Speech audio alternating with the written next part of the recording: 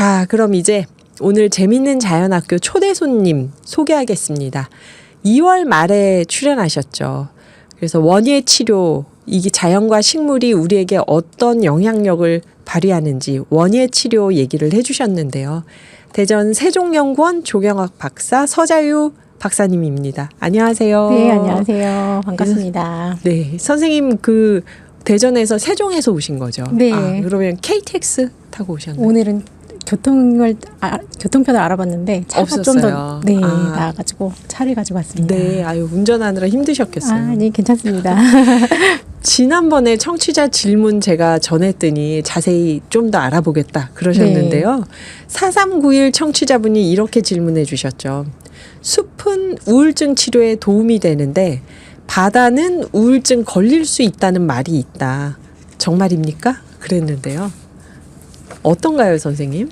네, 저도 이 질문이 너무 흥미로워서 저도 좀 공부를 할 겸 한번 찾아봤습니다. 네네. 그러니까 간단히 얼핏 생각할 때는 이게 컬러 테라피에서 어두운 색깔, 뭐 블루, 다크 이런 것 때문에 그런 말이 나왔나 이렇게 생각을 했는데요.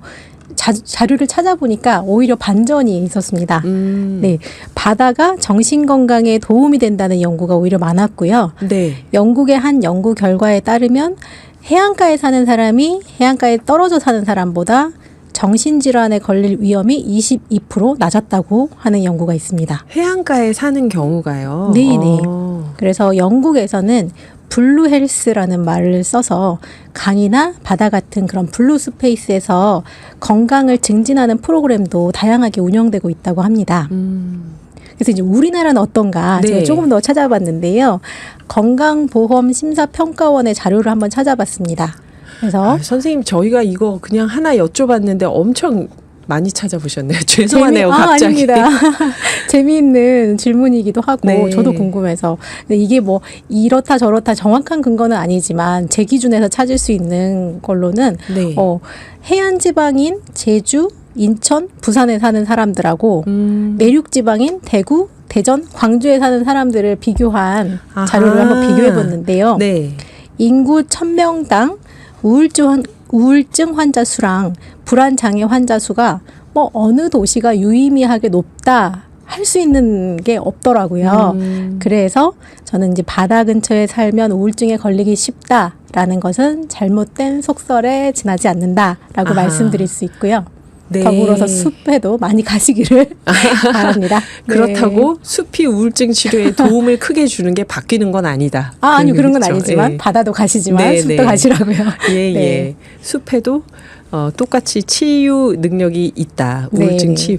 근데 그런 이건 초반부터 이런 수다를 떨어서 죄송한데 그 얘기를 들었어요. 이렇게 바다를 한 번씩 보면서 치유가 되는 건 맞는데 집에서 집 창문 밖으로 계속 흐르는 물이 지나가는 거는 안 좋다. 뭐 이런 얘기도 있더라고요. 또 어떤 그 자세한 또 경우를 어떻게 설정을 하고 보느냐에 따라서 또 다른 연구가 있을 것 같은데요. 그런 말도 사실은 아주 없는 이야기는 아닌 것 같아요. 네. 그래서 저는 속으로 그래 사람들이 한강변에 있는 건 우울증에 안 좋다 하고 소문이 나서 집값이 많이 떨어지면 나는 한강변에 가서 살아야지 그랬는데 오늘은 어떤 이야기 들려주실 예정인가요? 네, 오늘의 이야기 주제는 공원의 탄생에 대한 이야기를 가지고 왔습니다. 우리가 이제 야외 공간에서 휴식을 취하고 이렇게 식물들이 있는 곳을 공원이라고 부르잖아요. 근데 뭐 굳이 의미나 법적인 지정을 구분하지 않더라도 휴식 공간이 있고 식물이 있는 공간을 공원이라고 부르면 우리한테 되게 유익한 공간인데 오늘은 거기에 좀 의미를 담아서 대중을 위한 공공 공간이 된 공원의 탄생 이야기를 가져왔습니다. 네, 여기서 한 가지 궁금한 게 있어요. 저는 공원이 있고 정원이 있잖아요, 우리말로. 근데 정원하면 왠지 좀 더 고급스럽고 사적인 느낌이 들고 공원하면 그 동네에 있는 공원 같은 느낌이 있거든요. 이게 혹시 의미의 차이가 있을까요? 네. 사실은 그 일반 사람들이 생각할 때는 다 비슷하죠. 그런데 이제 사전적으로나 또 법적으로 약간의 차이가 있습니다. 그 개념이 좀 어려우실 것 같아서 쉽게 그냥 얘기를 드리자면 정원은 창덕궁 후원, 공원은 탑골공원 이렇게 한번 구분해서 좀 느낌이 확 네, 나네요. 느낌이 조금 다가오시나요? 네. 창덕궁 후원 정원, 네. 탑골공원 공원. 네네. 네. 그 정원이라는 거는 사람들이 정착 생활을 하면서부터 울타리를 만들어서 거기에 식물도 심고 농작물도 심으면서 생겨난 그런 공간을 말하고 거기서 이제 식량도 얻지만 거기에서 뭐 꾸며놓고서 여러 가지 꽃도 보고 하는 그런 공간들 아주 예전부터 있었던 공간입니다. 네. 그래서 일반적으로 사적 공간에서부터 만들어진 어떤 궁궐, 성곽, 수도원, 개인주택 이런 형태가 굉장히 다양하죠. 네. 그런데 반면에 공원이라는 거는 산업혁명 이후에 도시 공간의 한 부분으로서 시작됐습니다. 그래서 공원은 사실 그 안에서 또다시 법적으로 도시공원, 자연공원 구분해서 네. 자연공원 안에 우리가 흔히 말하는 국립공원, 도립공원, 지질공원 이런 것들이 있고요. 이것의 목적은 자연자원의 보호나 이용의 중심에 있다면 도시공원이라고 하는 것은 우리가 동네에서 가게 되는 어린이공원, 체육공원, 근린공원 이런 것들인데요. 도시에 사는 사람들의 삶의 질을 높여주는 데 중심이 있다고 보시면 됩니다. 네. 네, 약간 이해하시려면 조금 복잡한 게 있지만 그만큼 우리 주변에 있는 자연 공간이 굉장히 유형도 다양하고 체계적으로 구분해서 국가에서 관리하고 있구나 이런 걸 좀 이해해 주시면 좋겠습니다. 딱 듣기에 공원하면 이 공자가 퍼블릭이니까 공공의 공간 이런 네. 느낌이 있고 정원하면 말씀하신 대로 궁궐 안에 수도원, 개인집, 우리 집 앞에 있는 뜰을 정원이라고는 하지만 공원이라고는 안 하니까요. 네. 우리 집에 정원이 있어, 그렇지? 우리 집에 공원이 있어 이러진 않으니까 그게 그 차이인가 싶기도 한데요. 오늘 도시 공원에 대한 이야기를 했으니까 이 공원에 대한 설명, 퍼블릭, 제가 얘기한 게 맞나요? 네, 정확하십니다. 공원이 한자로 공평할 동산 원. 이 원은 사실 정원도 포함되기 때문에 정원은 네. 큰 개념인데 거기에 공공이라는 그 요소를 더한 그래서 여러 사람들을 위한 큰 동산 같은 거라고 할 수 있어요.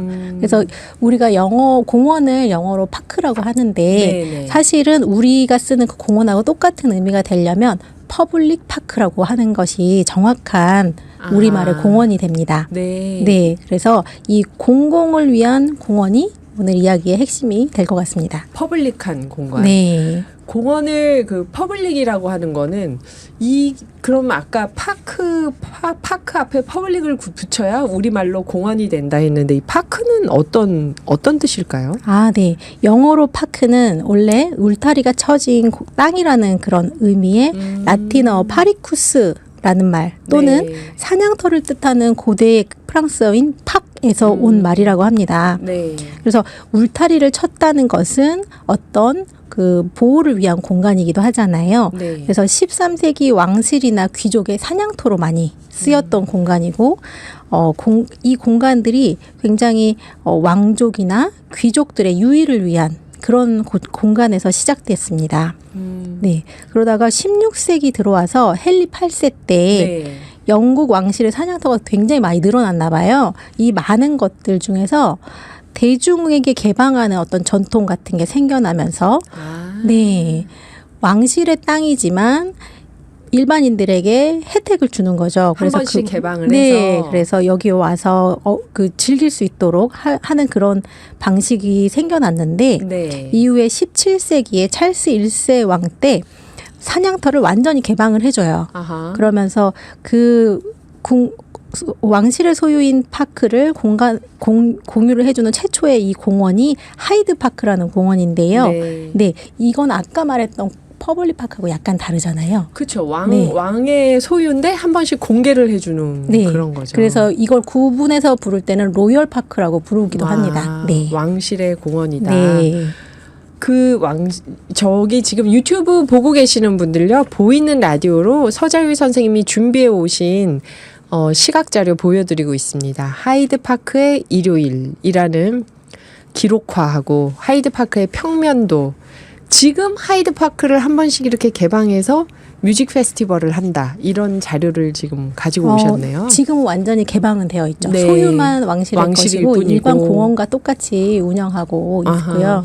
이제 워낙 용어 설명을 많이 해서 여러분들이 좀 생소하실까봐 조금 저희와 좀 친근한 느낌으로 이해하시라고 이게 매년 하이드파크 뮤직 페스티벌이 굉장히 유명하게 열리나 봐요. 네. 그래서 우리나라 블랙핑크가 그곳에서 공연을 굉장히 또 크게 한 적이 있다. 네, 했다고 합니다. 그 시각 자료도 갖고 와 주셨습니다. 하이드파크 뮤직 페스티벌에서 블랙핑크가 공연하는 장면. 9410님 새싹 문자인데 선생님 요즘은 외국에서 한국 공원에 관심이 많고 따라해야 한다고 합니다. 진짜 그런가요? 제가 외국의 트렌드 이야기까지는 잘 듣지 못했지만 예. 그 한국이 이렇게 항상 모든 거에서 공공이 할 수 있는 부분에서 좀 앞서가는 부분들이 있어서 아마 그 공원 설계에 대한 부분, 그다음에 여러 가지 시설에 대한 부분, 그다음에 네. 프로그램 운영에 대한 부분들이 굉장히 혁신적으로 앞서 나가는 곳들이 있어요. 예를 들면은 스마트 공원이라고 해서 네. 그곳에서 뭐 드론으로 음식을 배달해서 먹는다거나? 공원에 치킨이 배달되거나 이런 테스트도 해보고 정말 한국적이다. 그거. 네. 정말 그렇죠. 한국적이다. 네, 그런 걸 테스트로 막 해보기도 하고 공원 안에서 뭐 앱이 있어서 그 안에서 운동량 같은 거나 이런 걸 체크하는 것들이 여러 가지 실험들이 많이 스마트 공원에서 시행되고 있고 네. 연구자들이 많이 하고 있는데요. 그런 부분들은 외국에서 생각하지 못한 부분이기 때문에 오히려 저희를 좀 부러워할 수도 있죠. 아, 그렇구나. 네. 그리고 아까 여기 북수월 꿈의 숲 만병통치약 같다 하셨고 또 흙을 밟으면 우울증 치료가 될 것 같다 이런 의견들을 주셨는데 지난번에 오셨을 때 원예 치료 얘기해 주셨잖아요. 네. 영국에선 그럼 막 공원 맨날 뛰어다니고 이러는 게 일종의 건강 프로그램일까요? 네, 굉장히 지난번에 말씀드린 거하고 네. 연결이 많이 되는데요.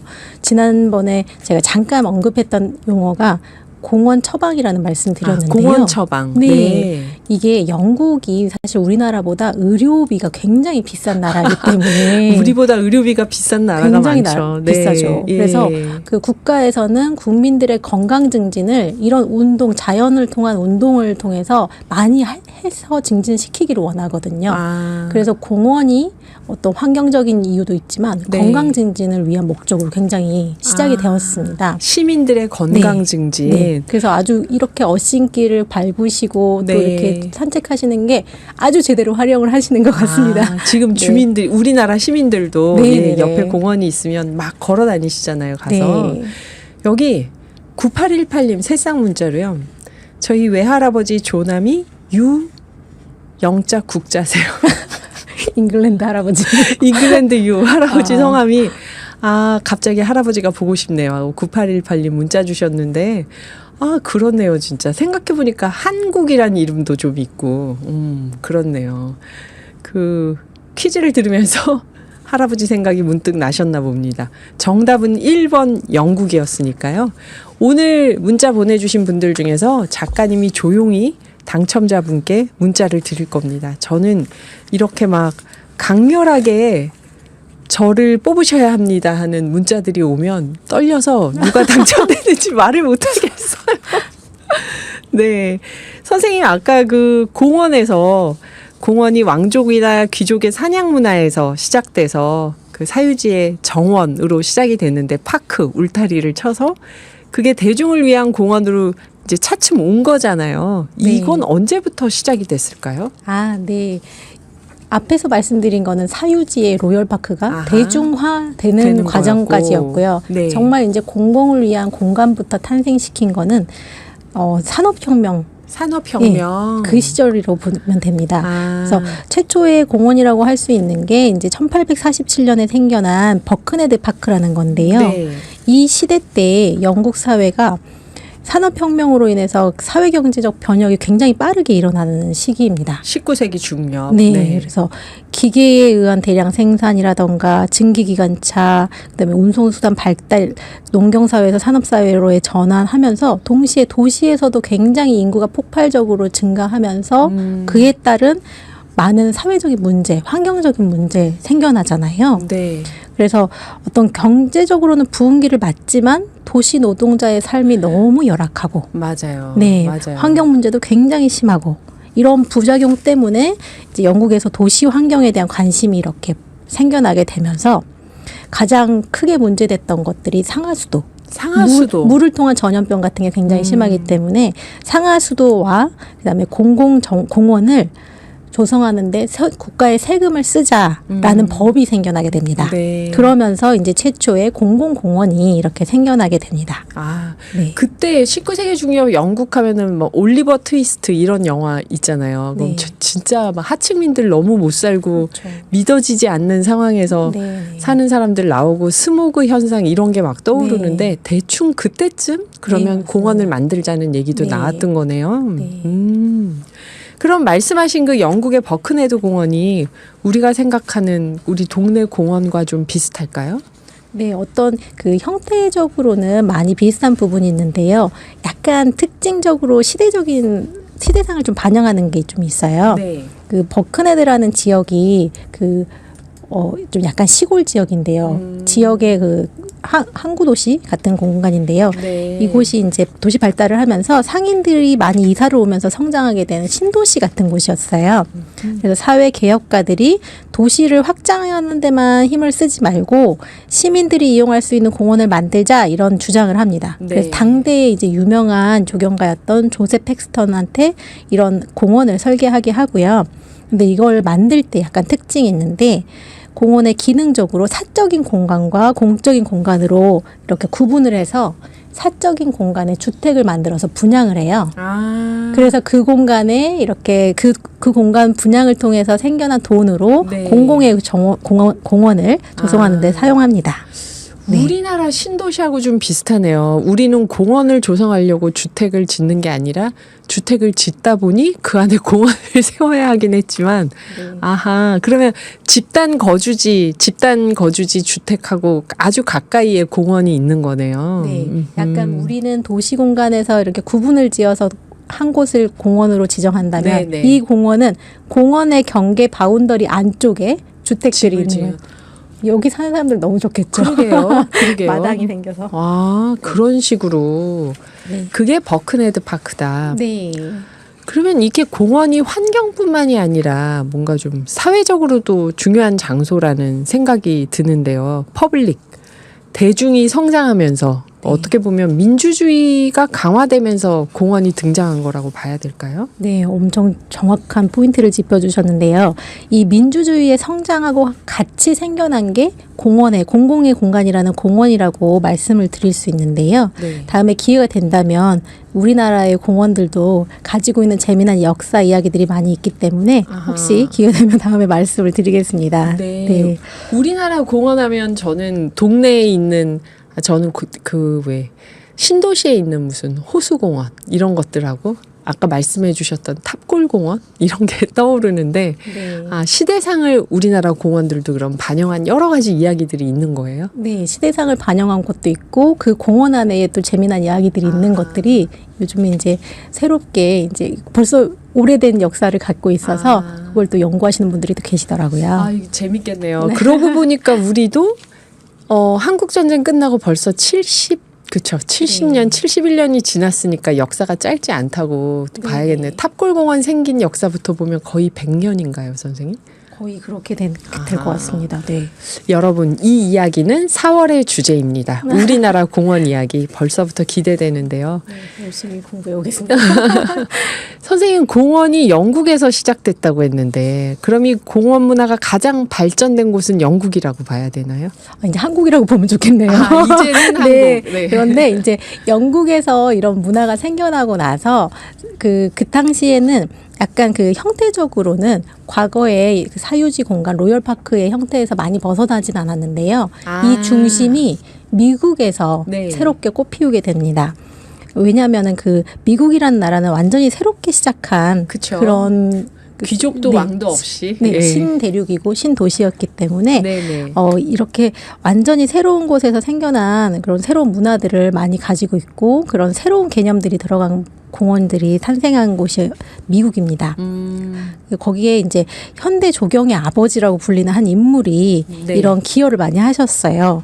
그래서 공공을 위한 사회, 민주주의 이런 것들이 기존의 봉건 사회가 끝나고 근대 사회로 넘어가는 그 핵심에 이런 공원에서 어떤 역할, 형태 이런 것들을 부여하신 분이 계십니다.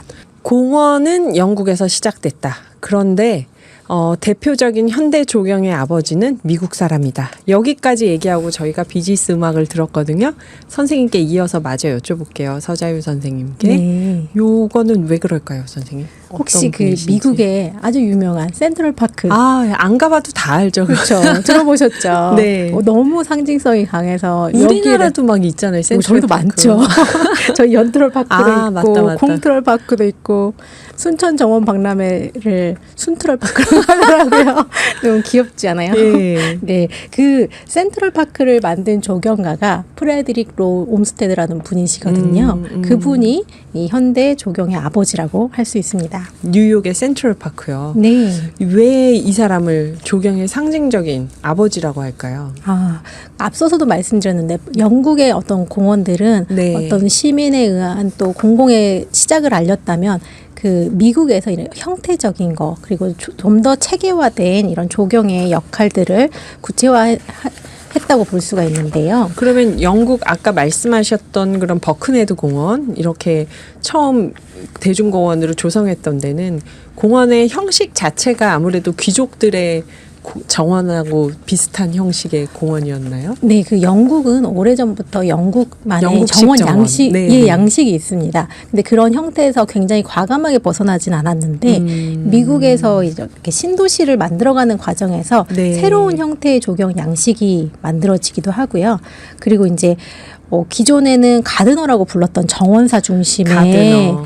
네, 공간이었다면 이제는 조경이라는 새로운 용어, 랜드스케이프 아키텍처라는 그런 조경가, 새로운 용어들을 만들고 이 프레드릭 로 옴스테드가 대학을 설립하기도 하고 네. 조경가 협회를 만들면서 도시 계획의 과정에서 핵심적인 공간들을 만들어내는 계획가로 이 역할을 좀 키워나가게 됩니다.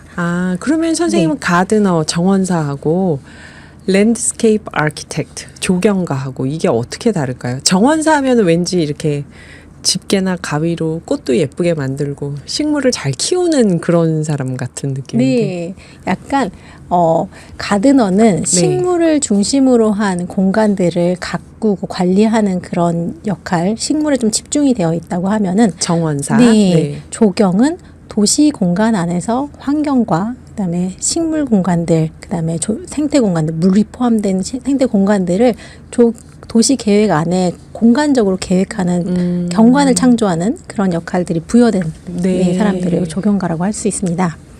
그런 옴스테드가 뉴욕에서 센트럴파크를 만들자 할 때는 전 세계적으로 센트럴파크 같은 공간이 아직 조성되지 않던 시기에 이걸 제안을 했던 거네요. 그러면. 네네. 아하. 그래서 네네. 네. 또 한 가지 이제 옴스테드가 훌륭하다고 생각되는 점이 네. 이 당시에 있었던 사회 문제들을 공원을 통해서 해결하려고 했다는 점이에요. 당시 네. 사회 문제가 뭐였을까요? 19세기 뉴욕? 네.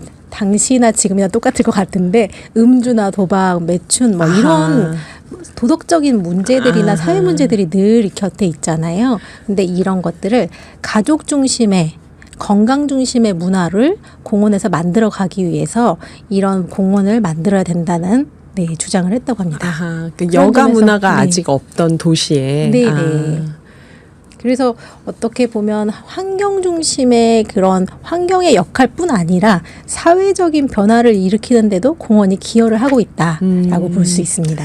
이거는 굉장히 넓은 의미의 원예 치료 같다는 생각이 드네요. 네. 그 사회 문제를 이렇게 여가 문화나 어떤 치유의 역할 이걸 공원을 통해서 바꾸려고 했다. 센트럴파크 얘기를 들으니까 서울에 있는 공원도 좀 생각이 나는데요. 우리 공원 하면 딱 떠오르는 게 탑골공원, 네. 또 종묘의 광장공원 이런 공원들 가보면은 이게 공원인지 광장인지 좀 애매하지만 거기 보면 이제 어르신들이 모이는 사교 장소가 돼서 저는 굉장히 그 어르신들에게 그런 장소 역할을 하는 건 소중하고 귀하다고 생각을 하는데요. 막 경기도 인천 곳곳에서 다 전철 타고 탑골로 가셔갖고 어쨌든 하루 쉬고 또 오시는 거잖아요. 네. 집에 앉아 있을 때도 마땅치 않은데 집안에서 자식들 집에서. 그래서 이제 공원 하면은 그런 저는 그걸 좋은 기능이라고 봅니다. 사회적 문제라고 보지 않고 그 역할을 탑골공원이 못해주면 더 난리가 날 거다 생각하는데 그런데 역시 그렇다 보니까 아무래도 각 세대끼리 가는 공간이 너무 구분이 돼서 저 같은 경우도 탑골공원을 최근 15년 동안 가본 적이 없고 20년 동안 그렇게 되는데 공원이 이렇게 각 세대마다의 공간으로 딱 규정이 되거나 현재의 탑골공원이 뭐 지금의 이미지로 고착이 되거나 하는 이런 건 어떻게 무슨 문제라고 보시는지 궁금해요.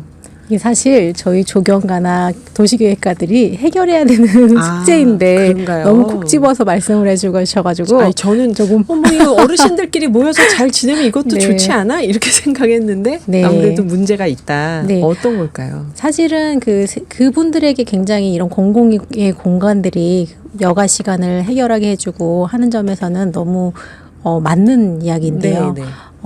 반면에 이게 또 공원마다의 세대 분리가 조금 있잖아요. 그래서 그걸 좀 타개를 해보고 네. 극복해보고 어울릴 수 있는 그런 공간들로 만들어야 되는 것이 이제 조경이나 도시계획을 하시는 분들의 역할이라고 생각을 해요. 그래서 그런데 이제 어쩔 수 없는 문제는 좀 있는 것 같습니다. 그렇죠. 네, 이게 우리가 같은 청바지라도 유행하는 그 당대의 전성기를 누렸던 청춘 세대들이 누렸던 그 스타일들이 좀 다른 것처럼 네, 네. 아까 아버님 이야기 하셨던 네, 것처럼 그렇죠. 네, 아버님께서 이렇게 청바지를 입고 굉장히 멋쟁이 할아버지로 늙으셨어도 아주 그 당시의 문화를 가지고 같이 함께 늙어가는 거고 네. 요즘 세대의 또 유행과는 다른 것처럼 다르죠. 네, 종로가 아주 굉장히 핫하던 시절과 그다음에 홍대가 핫하던 시절, 그다음에 압구정 이렇게 성수 바뀌는 것처럼 공간도 많이 세대 분리가 되어 있는 편이거든요. 네. 그래서 그걸 좀 타개를 하고 또 극복해서 어울릴 수 있는 공간, 그리고 같이 나이 들면서 쇠퇴해가는 공간들의 문제를 해결하고자 하는 것이 이제 도시재생의 그런 출발점이라고 볼 수도 있는데요. 네. 네. 젠트리피케이션이나 이런 여러 가지 문제들이 있지만 그래도 순기능을 하면서 공간을 살리기 위해서 적용된 게 도시 재생이 아닌가 생각하고 이게 좀 더 활성화되고 네, 죽은 공간들 살아나고 사람들이 좀 어울릴 수 있는 공간들로 만드는 게 이제 저희들의 숙제 같습니다. 네. 말씀 듣다 보니까 우리가 식물 얘기로 시작을 했었는데 그쵸 여러분? 이 공원이 굉장히 사회적 역할이 큰 역사적인 공간이라는 생각이 드네요. 탑골공원 하면 또 3.1운동의 발상지고 선생님께서 다음 달에 우리나라 공원 역사를 얘기해 주신다니까 기대가 됩니다. 대전 세종연구원 조경학 박사 서자유 선생님과 함께 공원 이야기 나눠봤습니다. 감사합니다, 선생님. 네, 감사합니다.